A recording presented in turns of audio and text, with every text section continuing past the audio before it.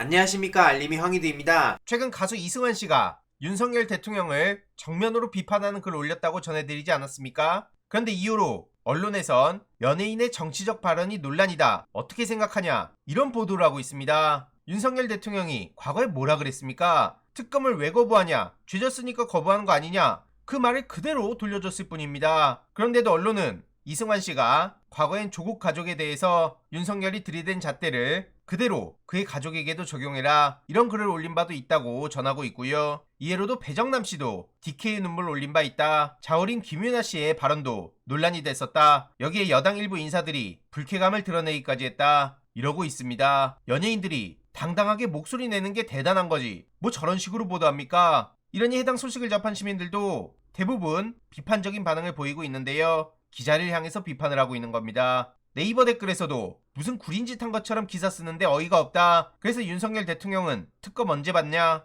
이런 반응들이 나오고 있고요. 실제로 국민의 65%, 70%가량이 김건희 특검 거부권 안 된다, 이런 반응을 보이고 있습니다. 거듭 말씀드리지만 TK에서도 거부권 행사하면 안 된다는 반응이 과반을 넘기는 건 매우 중요한 포인트고요. 새해에 중앙일보에 또 이런 칼럼이 올라왔죠. 김건희 스트레스 해소하고 가야 된다, 이런 얘기입니다. 디올백 받은 건 아무런 변명의 여지도 없단 거고요. 과거 김건희 씨가 했던 말들 선 넘어도 한참 넘었다, 이 얘기입니다. 이러니 네이버 댓글에서도 이 또한 도저히 용서해서 안 된다, 이런 반응들이 나오고 있는 거고요. 심지어 윤석열을 찍었던 사람들도 등 돌리고 있다는 얘기가 많은 공감을 얻고 있습니다. 벌써부터 거부권 타령을 하자 민주당에선 신년 인사에 불참하는 걸 검토하고 있다고 하고요. 지금 윤석열 정부는 대한민국을 고사시켰다, 이재명 대표는 이렇게 비판했습니다. 실제로 대통령은 신년사에 2년 패거리 카르텔 타령하고 이걸 자기가 타파했다 그러고 민생 경제 살리기엔 최선을 다했다 그러고, 이러니 당장 돌아오는 건 불통신년사라는 비판입니다. 결국 메시지들을 보면 협치보단 대결의 정치를 계속 밀어붙이겠다는 거고, 정작 자기 주변에 불법 의혹, 불공정 문제는 입 싹 닫고 그냥 자기 일방적인 낭독에 그치고, 이러니까 불통 리더십이라는 거죠. 오죽하면 유승민 전 의원도 이대로 가면 나라 망한다, 윤석열 책임이 가장 크다, 이렇게 비판하고 나서겠습니까? 어제 봉하마을에 간 이재명 대표는 함께 사는 세상을 언급하며 윤석열 대통령과는 전혀 다른 메시지를 전하고 있는데요. 반칙과 특권 없는 세상, 당장 중요한 건 윤석열 정부 그 카르텔을 무너뜨리는 겁니다. 그리고 어제 권양숙 여사님은 이재명 대표님께 흔들리지 않고 크는 거목 어딨겠나, 이런 메시지를 전하셨는데 매우 중요한 흐름이죠. 참고로 어제 저도 봉하마을에 가서 올해 계획을 정리해봤습니다. 상반기에는 이재명의 민주당 총선 승리를 위해 최선을 다할 계획이고요. 노무현재단 이사로서는